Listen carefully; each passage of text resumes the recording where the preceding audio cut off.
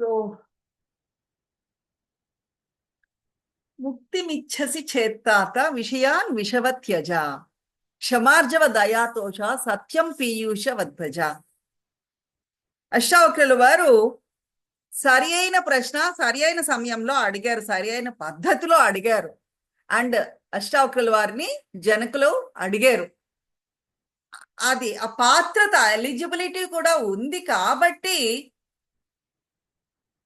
అష్టావక్రుల వారు చెప్పడం మొదలు పెట్టారు. జనకుడు ఏమడిగారు? ముక్తి ఎలా వస్తుంది, స్వేచ్ఛ, ఫ్రీడమ్ ఎలా వస్తుంది అని అడిగారండి. అప్పటికప్పుడే కావాలి, ఇమీడియట్ గా పోస్ట్ పోన్ చేస్తానండి, మా అమ్మాయి పెళ్ళి అయిపోతే నేను ఫ్రీ అవుతానండి అని అనలా. ఇప్పుడు నాకు కావాలి ఫ్రీడము ఇమీడియట్ గా అని అడిగాడు జనకుల వారు. అయితే ఏది ఫ్రీడమ్ అనుభవించకుండా బంధించేస్తోంది, రిస్ట్రిక్ట్ చేసేస్తోంది జనకుల వారిని. అసలు ఫ్రీడమ్ ఎందుకు కావాలి? అందరూ ఎలా ఉన్నారో ఆయన కూడా అలానే ఉన్నారు కదా, అదే జీవితం అందరూ జీవిస్తున్నారు కదా. మరి జనకుల వారికి ప్రత్యేకించి ఎందుకు ఫ్రీడమ్ కావాలి అని అనిపించింది? అసలు ఫ్రీడమ్ కావాలి, దేని నుంచి స్వేచ్ఛ కావాలి అని అనుకుంటారో ఒకసారి ఆలోచించండి. ఎవరైనా నిద్రపోతున్నారు అనుకోండి, మంచి నిద్దట్లో ఉండేవాడికి చుట్టూ ఏం జరుగుతోందో అక్కర్లేదు, ఒక జైల్లో ఉన్నాడా అక్కర్లేదు, రాజప్రసాదంలో పడుకున్నాడా అనేది కూడా పట్టదు. మంచి నిద్దట్లో ఉండేవాడికి చుట్టుపక్కల పరిసరాలు ఏమన్నా పడతాయండి? ఏం అవసరంలా మంచి నిద్ర పట్టేవాడికి. అయితే ఆ బంధాలు కూడా ఏమి తెలియవండి. నా వాళ్ళు, నేను ఇది చెయ్యాలి అది చెయ్యాలి, మంచి నిద్దట్లో ఉంటే అవేమి బంధాలు కూడా పట్టవు. అయితే జనకుల వారు ఈ బంధం ఉంది నాకు, ఈ బంధాల నుంచి ముక్తి ఎలా కావాలి అనే ఫీలింగ్ వచ్చింది అంటే ఏంటి? ఆయన ఆల్రెడీ మేల్కొన్నారు. జీవితం అంటే ఏంటి, అసలు నేనేం చేస్తున్నానో అన్న గ్రహింపు ఆల్రెడీ వచ్చింది, ఆ ఎరుకలో ఉన్నారు. కాబట్టి స్వేచ్ఛ కావాలి, ముక్తి కావాలి అని అడుగుతున్నారు. ముక్తి అంటే ఏంటి? అసలు దేని నుంచి ముక్తి కావాలి అంటే, జీవితము కొన్ని ప్యాటర్న్స్ లో బంధించబడిపోయి ఉందండి. ఒక ప్యాటర్న్కి అలవాటు పడిపోయాం. పొద్దున్నే లేచామా, పడుతోకున్నాం, స్నానం చేసాం, తిన్నాం, పడుకున్నాం, ఆఫీస్ ఉంటే ఆఫీస్కి వెళ్ళాం, ఉద్యోగం చేసాం, పట్టామా. ఇలాగ కొన్ని అలవాట్లు మనకి ఒక చక్రంలో బంధించేసుకున్నాం. మన జీవితం ఇలా ఉంటేనే. గమ్మత్ ఏంటి అంటే, మన ఇంటికి పిల్లలు వస్తూ ఉంటారు. కాస్త టీనేజ్ దాటిన పిల్లలు వచ్చారు అనుకోండి, కాస్త ఫ్రీడమ్ ఉంటుంది వాళ్ళకి. 9, 10, 11 అయ్యాక నిద్ర లేస్తూ ఉంటే we don't allow them to నిద్ర పట్టినంతసేపు పడుకోవడానికి. పొద్దున్నే లేవాలి అంతే, అక్కడ మొదలవుతుంది గొడవ తల్లికి పిల్లలకి, అదర్ పేరెంట్స్ కి పిల్లలకి. కరెక్టా నేను చెప్తున్నది? ఆ ప్యాటర్న్ అలానే ఉండాలి. 5:30కి మా అమ్మ నన్ను నిద్ర లేపింది కాబట్టి నేను నా పిల్లలు 5:30కే లేపాలి. మంచి చెడు పక్కన పెట్టండి, నేను ఎగ్జాంపుల్ ఇస్తున్నాను ఇక్కడ. ఒక ప్యాటర్న్ లో ఫిక్స్ చేసేసుకున్నాము. జంతువులు కూడా అంతే. కాకపోతే జంతువులు అదే పని మళ్ళీ మళ్ళీ చేస్తాయి, అదే గడ్డి మళ్ళీ మళ్ళీ తింటాయి, కానీ వాటికి బోర్ అనేదే ఉండదు. మనము ఒకటే రకమైన ఫుడ్ మళ్ళీ మళ్ళీ తింటే ఓకేనా? నో, వెరైటీస్ కావాలి. స్వీట్ తింటూ ఉంటే కొంచెం హాట్ తగలాలి, హాట్ తింటూ ఉంటే కాస్త స్వీట్ తగలాలి. ఇదే ఇడ్లీ రోజు చేస్తారా అంటారు ఇంట్లోని. కొంచెం వెరైటీ కలబ, బోర్ కొట్టేస్తోందండి రొటీన్, హాలిడేకి వెళ్ళి రావాలి, ఓ ట్రిప్ వేసి రావాలి అంటూ ఉంటామా లేదా? బోరింగ్ అనేది మనకే ఉంది. కుక్కకి, ఆవుకి, కప్పకి, వాటికి ఆ బోర్ అనేదే లేదు. ఒకే విషయం మళ్ళీ మళ్ళీ చెయ్యాలి అంటే బోర్ కొడుతుంది. అందులోంచి బయట పడలేం కూడా. ఆ చిక్కుకుపోయాం, బంధించుకుపోయాం, ఒక చట్రంలో మనల్ని మనం బంధించేసుకున్నాము. లేకపోతే ఎవరే అనుకుంటారు, ఇది కూడా ఉంటుంది. ఒకసారి బోర్ కొట్టి నేను లేవను, పొద్దున్న ఏది ఏమైనా సరే అని అనుకుంటాం, కానీ అమ్మో ఎవరే అనుకుంటారు. ఆ బంధంలో మనల్ని మనము ఎవ్వరికీ కూడా దేని నుంచి స్వేచ్ఛ కావాలి?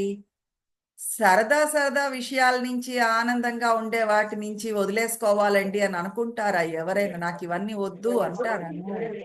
దుఃఖము, బాధ నుంచి కావాలి ఫ్రీడము. దుఃఖం ఎక్కడి నుంచి వస్తుంది? గులాబ్ జామ్ మీకు చాలా ఇష్టం అనుకుందాం. గులాబ్ జామ్ తింటే దుఃఖం వస్తుందా? వస్తుందా అండి? మీకు ఇష్టమైన గులాబ్ జామ్ తింటే సీత గారిని అడగండి, చెప్తారు. నో. కాకపోతే అదే గులాబ్ జామ్ మళ్ళీ మళ్ళీ తినాలి అంటే దట్ లీడ్స్ టు, ఒక గులాబ్ జామ్ తిన్నాక ఇంకొకటి తింటే బాగుండు అని చెయ్యి వెళ్ళిపోతూ ఉంటుంది, మళ్ళీ పెడుతూ ఉంటుంది. కాసేపటికి అది కూడా చేదుగా అనిపిస్తుంది. అదే గులాబ్ జామ్ తినడం కూడా బోరింగే. రాదర్ బాగుంది కదా అని ఓ 10-15 గులాబ్ జాములు తినేస్తే నెక్స్ట్ డే తెలుస్తుంది ఆ పెయిన్ ఏమిటి అనేది. కడుపు నొప్పి వచ్చింది అంటే ఖచ్చితంగా తెలుస్తుంది. అందువల్ల ఏది దుఃఖాన్ని కలుగజేస్తుంది, ఏది రిస్ట్రిక్ట్ చేస్తుంది అంటే ఆ ప్యాటర్న్. గులాబ్ జామ్ తింటే నేను హ్యాపీగా ఉంటాను అనే ఐడియా కూడా మీకు సఫరింగ్ ఇస్తుంది. Not just good, bad habits, good habits రెండు కూడా మనకి ఆ బంధాన్ని కలుగజేస్తాయి.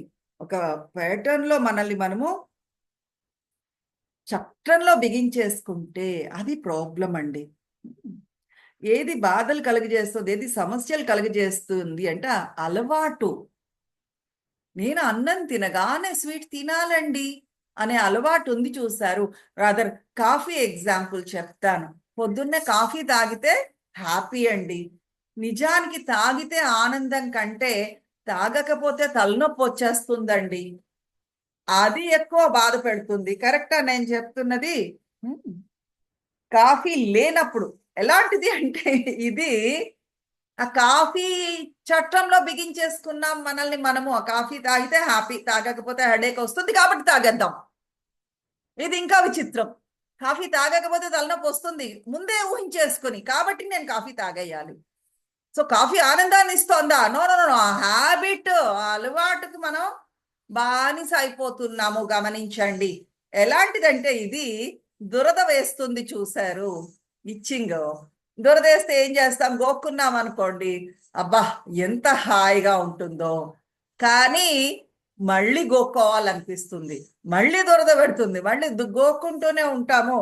అది కాసేపటి కాస్త ఏమవుతుంది, ఇంకా ఇంకా దురద ఎక్కువైపోతుందే తప్ప ఆ ఇచ్చింగ్ అప్పటికి కూడా తగ్గదు. ఒకసారి గోక్కుంటే మళ్ళీ గోక్కోవాలనిపిస్తూనే ఉంటుంది. ఇది కూడా అంతే. మనము వేటికైతే వెంటబడుతున్నామో, కావాలి కావాలి ఆనందాన్ని ఇస్తోంది అని అనుకుంటున్నామో అవన్నీ కూడా ఈ దురద లాంటివే. మళ్ళీ మళ్ళీ గోక్కోవాలనిపిస్తూ ఉంటుంది తప్ప దాని నుంచి ముక్తి రాదు గోక్కోవడం వల్ల. గమనించండి. ముక్తి మిచ్చేసి చేత్తాత అష్టాకులు వారు అంటున్నారు, జనకుల వారికి నిజంగా కావాలి ముక్తి అనేది.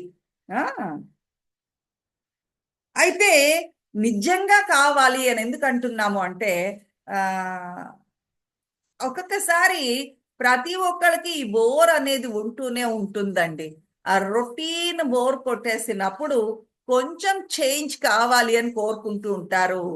కాకపోతే ఆ బోర్ కొట్టగానే చిన్న చేంజ్ వచ్చినా, అంటే వైజాగ్లో ఉండేవాళ్ళు కాసేపు అలా విజయవాడ హైదరాబాదో 2 రోజులు తిరిగి వచ్చేసరికల్లా అబ్బా ఎంత రిఫ్రెషింగ్గా ఉందండి. చిన్న చిన్న చేంజెస్కి కూడా హ్యాపీ ఫీల్ అయిపోతూ ఉంటారు, బోర్డంని వదిలేసుకుంటూ ఉంటారు. But it is not the way. నిజానికి ఒక అలవాట్లకి అలసిపోతూ ఉంటారు అంతే. ఆల్కహాల్స్ ఉన్నారనుకోండి, ఆల్కహాల్ ఎడిక్షన్ ఉందనుకోండి, వాళ్ళు నిజంగా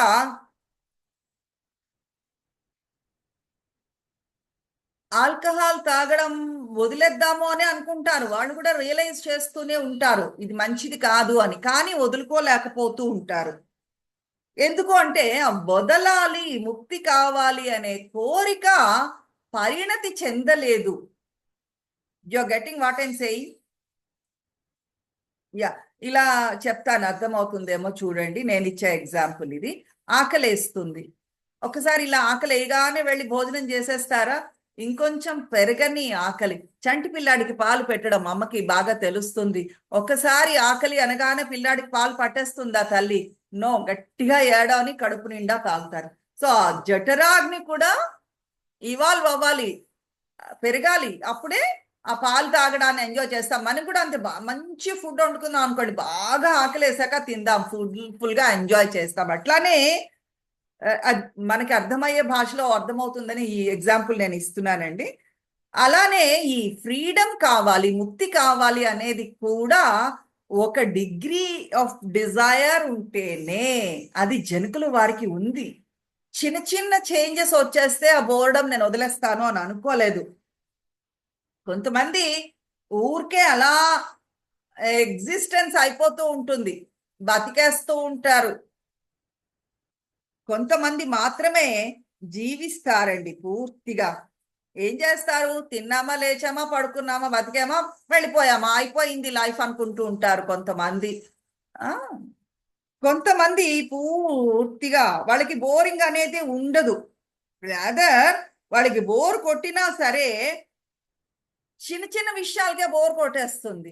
ఈ ఇల్లు మార్చుదామా, ఈ ఊరు మార్చుదామా అనేటట్లు చిన్న చిన్న విషయాల్లో వాళ్ళు సంతృప్తి చెందేస్తారు. చిన్న మార్పు రాగానే కంఫర్టబుల్ అయిపోతూ ఉంటారు. కాకపోతే అలాగా ఆ బోర్డము చిన్న వాటి కోసం వదిలేసుకోకుండా ఉన్నవాళ్ళు అదృష్టవంతులు. గురువుగారు ఇందాకల వీడియోలో కూడా మనం చూస్తున్నాం, చెప్పారు కదా, ఈ భూమి మీద ఎన్నో జీవరాశులు ఉన్నాయి. అందులో ఈ మానవ జన్మ రావడం అనేది చాలా అదృష్టం చేసుకుంటేనే వస్తుంది.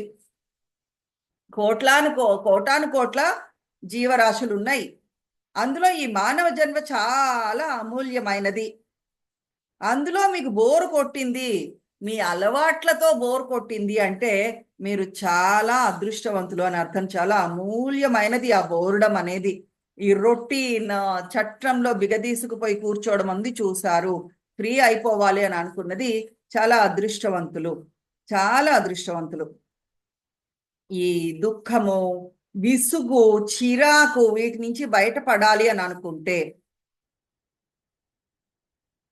అందులో ఇంకా అటువంటి బోరు కలగడము, వీటి నుంచి ముక్తి కావాలి అని అనుకోవడం అదృష్టమైతే, అంతకంటే అదృష్టం ఏంటి? ఒక అష్టావక్రుల లాంటి వాళ్ళ కంపెనీ దొరకడం అనేది ఇంకా ఇంకా కష్ట సాధ్యం.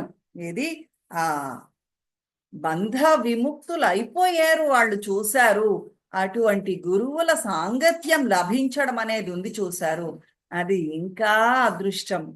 మొదటిది మానవ జన్మ ఒక సౌభాగ్యం, అదృష్టం అయితే, ఇటువంటి నాకు బోర్ కొడుతోంది, వీటిని వదిలించుకోవాలి, ఈ చట్రంలోంచి బయటపడాలి అని అనుకోవడం ఉంది చూశారు, అది రెండో ఇంకా అదృష్టం. అందులో ఇంకా గురువుల సాంగత్యం దొరకడం ఉంది. అష్టావక్రులు లాంటి వాళ్ళు, ముక్తి ఆల్రెడీ పొందిన వాళ్ళు, ఈ బంధాల నుంచి ముక్తి పొందిన వాళ్ళు, ఫ్రీడమ్ పొందిన వాళ్ళ సాంగత్యం మనకి దొరకడం అనేది ఇంకా ఇంకా కష్ట సాధ్యం. ప్రతి ఒక్కరికి దొరికేది కాదు, చాలా చాలా అమూల్యమైనది. అవునా? ముక్తి మిచ్చసి చేత్తాత విషయాన్ విషవత్యజ. ఏది మిమ్మల్ని బంధించేస్తోంది అయితేను ఈ ముక్తి లేకుండా ఉండేటట్లు? ఎందుకు బంధులైపోయి ఉన్నారు, బద్ధులైపోయి ఉన్నారు?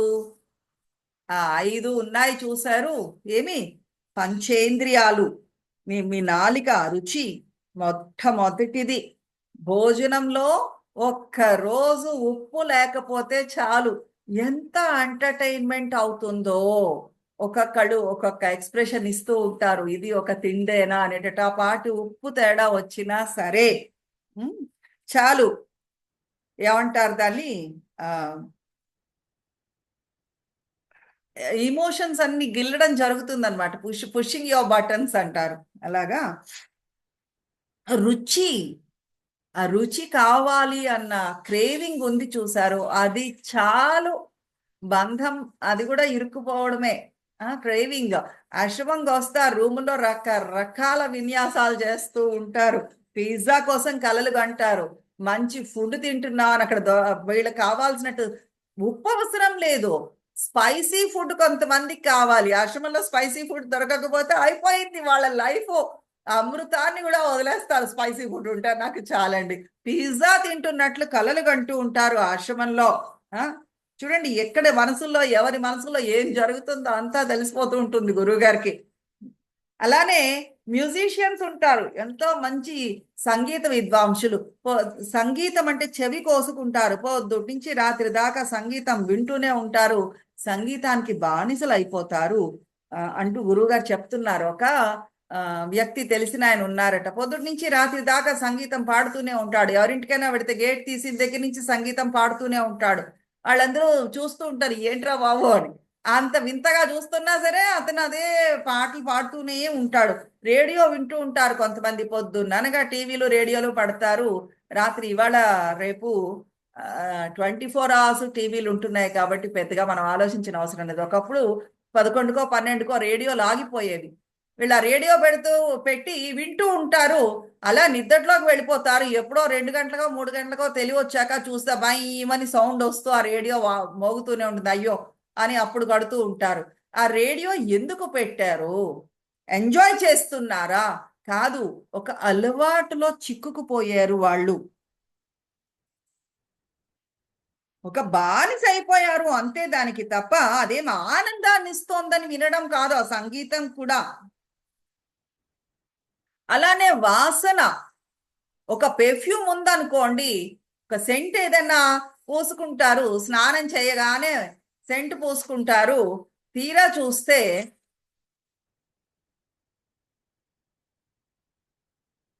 కాసేపటికల్లా ఆ సెంటు వాసన, మన వాసన మనకి తగలదు, పూసుకున్నప్పుడు తెలుస్తుంది కానీ ఆ వాసన ఆ చుట్టుపక్కల వాళ్ళందరికీ 10 నిమిషాల తర్వాత మనకి తగలదు, కానీ చుట్టుపక్కల వాళ్ళందరూ కూడా గమనిస్తూ ఉంటారు మన సెంటు వాసన ఎలా వస్తోంది అనేది, వాళ్ళందరికీ తెలుస్తుంది. అలానే కొంతమంది పెయిన్ బామ్స్ అవి రాసుకుంటారు, యూకలిప్టస్ ఆయిల్ లాంటివి రాసుకుంటారు, చూసారు, నొప్పి ఉంది అని రాసుకుంటే కాసేపటికి మనకి ఆ వాసన తెలుస్తుంది. ఆ తర్వాత మనం మర్చిపోతాం, కానీ రాసుకున్న వాళ్ళకి ఉండదు, కానీ చుట్టుపక్కల వాళ్ళందరికీ కూడా ఆ వాసన తెలుస్తూనే ఉంటుంది. రకరకాల వాసనలు అన్నీ కూడా వాళ్ళు ప్రాణాయామ చేస్తున్నప్పుడు అప్పుడు చుట్టుపక్కల వాళ్ళందరూ ఏమి రాసుకున్నారో మనకి తెలుస్తూ ఉంటుంది ముందు.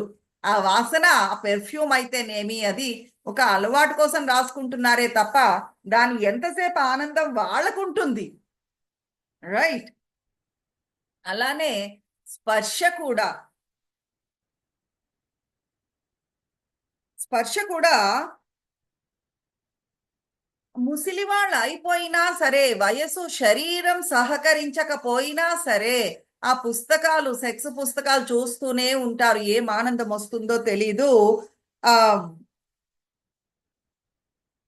రెండు రకాలుగా కూడా రెండు రకాలుగా కూడా. ఒకటి, ఆ క్రేవింగ్ ఉండి స్పర్శ సుఖం కావాలి అని అనుకునే వాళ్ళు అందులో మునిగిపోతారు, అడిక్షన్కి లోన్ అవుతారు.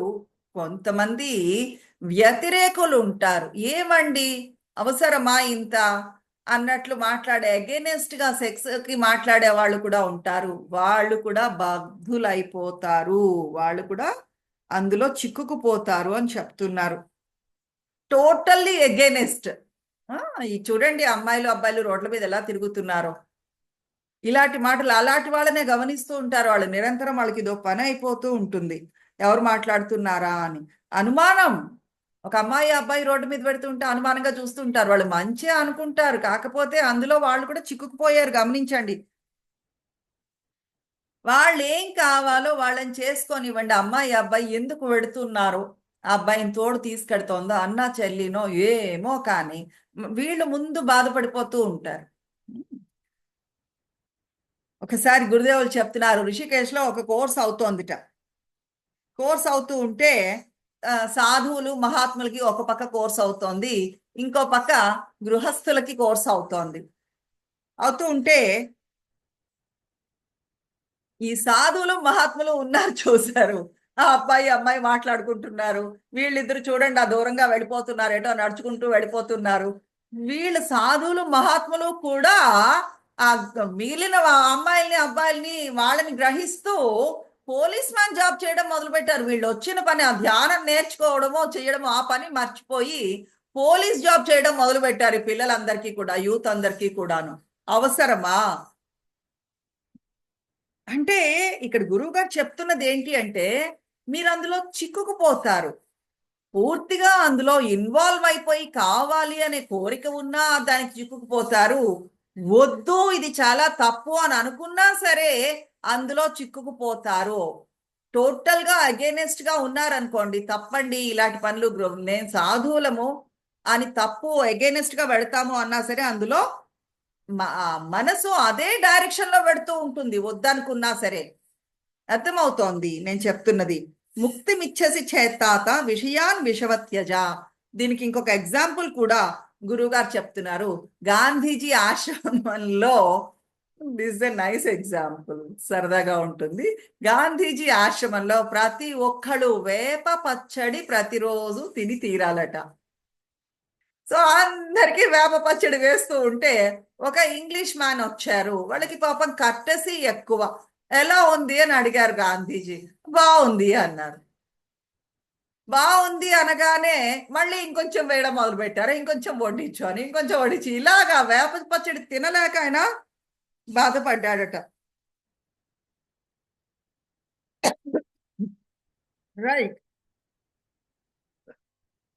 రెండు కేసుల్లోని బాగుంది అని అనుకున్నా, బాగులేదు అని అనుకున్నా సరే అదే అలవాట్లో వాళ్ళు చిక్కుకుపోతూ ఉంటారు. అందుకని గురుదేవ్ అంటారు, don't be wrong to wrong. ఒకళ్ళు ఏదో తప్పు చేస్తున్నారు అనుకోండి, కోపంతో అరుస్తున్నారని అనుకుందాం. ఒక ఎగ్జాంపుల్, కోపంతో అరుస్తున్నారు అంటే మనం ఏం చేస్తాము, వాళ్ళ మీద అరవడం మొదలు పెడితే ఏంటి అర్థము? అది కాదు కదా సొల్యూషను. ఒకళ్ళు ఫూలిష్ గా బిహేవ్ చేస్తున్నారు అనుకోండి, వాళ్ళు ఫూలు అని ప్రూవ్ చేయడానికి మనం కూడా ఆర్గ్యుమెంట్ మొదలు పెట్టాం అనుకోండి, ఏం కావాలి నువ్వు, నీకు ఇంకా పెద్ద ఫూల్ అని ప్రూవ్ చేసుకోవాలా? ఆ ఫూల్ కంటే నువ్వు పెద్ద ఫూల్ అని ప్రూవ్ చేసుకోవాలా? తెలియదు. మన ఇంద్రియాలు ఎటు వెడుతున్నాయి అంటే ఇష్టమైన వాటి వైపు వెడుతూ ఉంటాయి. ఇష్టం లేకపోయినా అదే డైరెక్షన్ లో వెడతాయి, గమనించండి. ముక్తి మిచ్చసి చేత్తాత విషయాన్ విషవత్యజ. నీ నేచర్ ఏంటి? Life supporting. ఏదైతే జీవితానికి శక్తినిస్తుందో, శక్తివంతం చేస్తుందో, ఉత్సాహాన్ని నింపుతుందో జీవితంలో, అటువైపు వెళ్ళడం అనేది నీ తాలూకు నేచరు. అలాంటప్పుడు ఏమవుతుంది, జీవితంలో పరిణతి అనేది వస్తుంది, ఇంకా ఇంకా వృద్ధి చెందుతూ ఉంటారు. సో ఆ ఇవల్యూషన్ కి, ఇవాల్వ్ అవ్వడానికి, ఆ పరిణతి చెందడానికి ఉపయోగపడనిది, అగైనెస్ట్ గా ఉండేది ఏదైనా సరే విషమే. ఈ అన్ని వస్తువుల్లోని, ఇంద్రియాల్లోని ఏదైతే నిన్ను ఇంద్రియాలు వెనక్కి లాగుతున్నాయో వృద్ధి చెందకుండా, అవన్నీ కూడా విషంతో సమానము. అంటే గులాబ్ జామ్ విషం అంటారా మేడం గారు? అలా కాదు. ఇక్కడ చెప్తున్నది ఏమి అంటే, గులాబ్ జామ్ తినాలి అనే అధికమైన కోరిక ఉందనుకోండి, ఆ క్రేవింగ్ ఉందనుకోండి, just be aware of it. ఇంకొక చోట గురుదేవులు చెప్తూ ఉంటారు, గులాబ్ జామ్ తినాలనుంది కానీ, పిజ్జా తినాలనుంది కానీ కూర్చొని ధ్యానం చేస్తా నేను అనుకున్నారనుకోండి, ఈ ధ్యానంలో సెటిల్ అవుతుందా మనసు? అవ్వకపోతే, ఇంకా పిజ్జా చుట్టూనే తిరుగుతోంది అనుకోండి, బెటర్ హ్యావ్ ఇట్, వచ్చి మళ్ళీ కూర్చోండి. అంతేగాని ఆ క్రేవింగ్ లైఫ్ సపోర్టింగ్ కాదు, వృద్ధి చెందడానికి, పరిణతి చెందడానికి ఉపయోగపడదు ఆ అలవాటు. అలాగని కొంతమంది పిజ్జా తినకూడదు అని ఎగైనెస్ట్ పిజ్జా మాట్లాడితే వాళ్ళు కూడా అదే డైరెక్షన్ లో వాళ్ళ ఇంద్రియాలు పెడుతున్నాయని లెక్క. సో విషయా విషవత్యజ. ఈ విషయాలు ఏవైతే ఉన్నాయో, మంచి చెడు, గుడ్ హ్యాబిట్స్, బ్యాడ్ హ్యాబిట్స్ ఏవైనా సరే విషం కింద అర్థం చేసుకుని త్యజించు. విషవత్యజ, వదిలేసాయి, just drop them. I give you another example. ఒక పని చేస్తే అది బంధం ఎలా అవుతుంది అంటే, మంచైనా చెడైనా ఒక పని చేసినప్పుడు అది కనెక్టింగ్ గా ఇంకో పనికి వెడుతూ, అన్నదమ్ములకి అది చెప్తానండి మీకు. అన్నదమ్ములకి ఆస్తి పంపకాలు జరిగినప్పుడు సగం సగం పంచుకున్నారు. ఒక కొబ్బరి చెట్టు ఉంది. ఆ కొబ్బరి చెట్టు ఎవరు తీసుకోవాలి అంటే, ఆ అన్న కొంచెం ముదురు. ఏం చెప్తాడు అన్న, అరే సగం చేసుకుందాము, కింద ముక్క నీది పై ముక్క నాది అంటాడు. ఆయన చక్క తమ్ముడు ఎవరో రోజు నీళ్లు పోస్తూ పోషకాలన్నీ పెట్టేవాడు, అన్నగారేమో కొబ్బరికాయలు దించుకునేవాడు. చెప్పండి, ఆ యాక్ట్ తమ్ముడికి ఎంత బాధ కలగజేస్తుంది? తమ్ముడికి బాధ కలిగజేస్తే ఈ వైబ్రేషన్స్ అన్నకు కూడా టెన్షన్ ఉంటుందా ఉండదు, నీళ్లు పోస్తాడా పోయడా రేపు పొద్దుట, పోషకాలు వేస్తాడా వేయడా రేపు పొద్దుట, కొబ్బరికాయలు కాసేలాగా వాడు బాగు చేస్తున్నాడా లేదా అన్న టెన్షన్ అన్నకి ఉంటుంది. అర్థమవుతోంది. ఒక act either good or bad. తమ్ముడు సహనంతో అది ఒప్పుకున్నా సరే అతనిలోని అలజడి ఉంటుంది, అన్నలోని అలజడి ఉంటుంది. కనెక్షన్ ఇంకొక యాక్ట్ కిందకి మారుతూ ఉంటుంది. గమనించండి. కొబ్బరి చెట్టు పై భాగం తీసుకోగానే అన్నగారు కింద భాగంలో నీళ్లు పోస్తాడా తమ్ముడు, ఇంకొక ఆలోచన, ఆ ఆలోచన నుంచి ఇంకొక ఆలోచన. కరెక్టా? అది బంధం. మంచైనా చెడైనా సరే అది బంధం. మరేం చెయ్యాలి? ఇవన్నీ విషం కింద సమానం, పరిణతి చెందడానికి ఉపయోగపడట్లేదు. కాబట్టి ఈ ఇంద్రియాలతో భోగలాలస ఏదైతే ఉందో ఇవన్నీ కూడా జస్ట్ డ్రాప్ దమ్, వదిలేసేయండి.